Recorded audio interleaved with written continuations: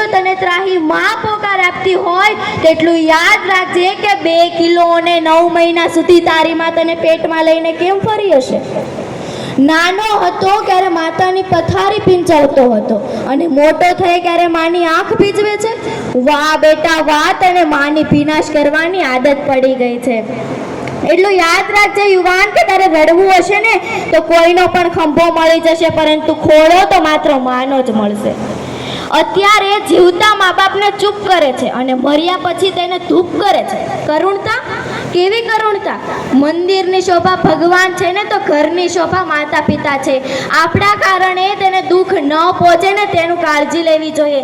આપણા કારણે તેને રડવું પડે ને એની પણ કાળજી લેવી જોઈએ. પરંતુ સાહેબ, એના એક આંસુનું ટીપું આખી દુનિયાને ડૂબાડી દે છે.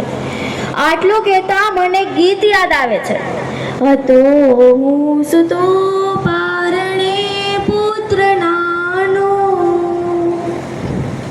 રડું છે કતો રાખતો કોણ છાનો, મને દુખી દેખી દુખી કોણ થાતું, મહાહેતવાળી દયાળી જ માતું.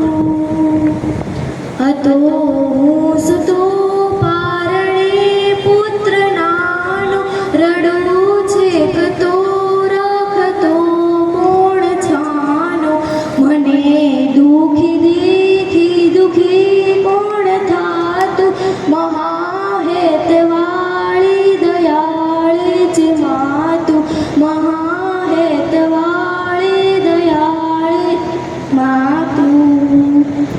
સાહેબ, ખાલી હાથે આવ્યા હતા અને ખાલી હાથે જવાનું છે. કમાયેલો રૂપિયો પણ આપણી સાથે નથી આવવાનો.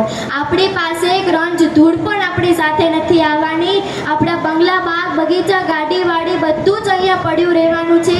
જો મન દઈને માતા પિતાની સેવા કરી હશે ને તો એના આશીર્વાદ હંમેશા આપણી સાથે જ આવવાના છે. જો માતા પિતા અને કુળદેવી માતાનો સાથ આપણા સર ઉપર હોય ને તો કોઈ પણ કામ અસફળ નથી થવાનું, તે હંમેશા સફળ જ થવાનું છે. માથી મોટું કોઈ નહીં, ભલે ને હોય જળધર કે જગદીશ, સૌ કોઈ નમાવે શીશ ખોડિયાર આગળ હાલ્યા. જ્યાં સુધી આપણા માતા પિતા આપણી પાસે હોય ને ત્યારે તેની ખબર નથી પડતી, પરંતુ જ્યારે આપણે તેનાથી દૂર જઈએ છીએ ને ત્યારે તેની ખબર પડે છે. તમે મોટા થઈને કંઈ ન બની શકો ને તો ચાલશે, પરંતુ એક સારા દીકરા કે દીકરી બનીને તો જરૂર બતાવજો. નથી તમન્ના ચાંદ બનવાની, નથી તમન્ના અમર બનવાની, તમન્ના તો બસ એક જ છે, એક સારી દીકરી બનવાની. આટલું કહેતા મને ભગવાન કાર્તિકે અને ગણેશજીનો એક કિસ્સો યાદ આવે છે કે જ્યારે તેઓ બંને નાના હતા ને ત્યારે તે બંનેમાં એક ઝઘડો થયો કે તારા કરતાં હું જબરો ને તારા કરતાં હું જબરો. ત્યારે વચ્ચે નારદજી આવ્યા અને કહ્યું કે આમ ખબર નહીં પડે કે તમારા બંનેમાંથી કોણ જબરું. આપણે એક સ્પર્ધા રાખીએ કે જે પણ સૌથી પહેલાં 68 તીર્થધામની યાત્રા કરીને આવશે એ તમારા બંનેમાંથી જબરો. એટલે કાર્તિકેય તો પાતળા હતા ને એ તો વાયુ વેગે માતા પિતાને પ્રણામ કરીને 68 તીર્થધામની યાત્રાએ વહી ગયા. પરંતુ ગણેશજી તો મોટા અને જાડા હતા, એ કઈ રીતે 68 તીર્થધામની યાત્રા કરી શકે? તેઓને વિચાર આવ્યો કે હું માતા પાર્વતી અને ભગવાન શંકર એ બંનેને એક સ્થાને બેસાડી દીધા અને બોલતા ગયા અને ફરતા ગયા કે માતૃદેવો ભવ પિતૃદેવો ભવ, માતૃદેવો ભવ પિતૃદેવ, એવી રીતે આમ ફરતા ગયા અને બોલતા ગયા અને તેઓએ 68 વાર ફર્યા અને તેની 68 તીર્થધામની યાત્રા પૂર્ણ થઈ. જો ભગવાન ગણેશજી પોતાના માતા પિતાને ભગવાન તીર્થકરનો દરજ્જો દઈ શકતા હોય તો આપણે તો એક સામાન્ય માનવી છીએ.